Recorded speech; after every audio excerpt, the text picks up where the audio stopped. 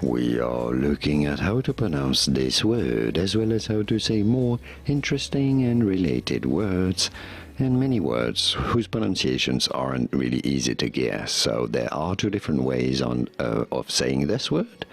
The British English pronunciation is as tumult, tumult. So not a T sound at the beginning, but a chew sound, tumult.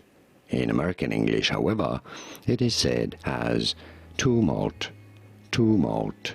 Yes, a T sound here, tumult in American English versus tumult in British English. I know, very different.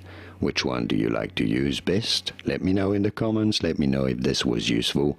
Thanks for your support. If you want to like this video, that would be much appreciated.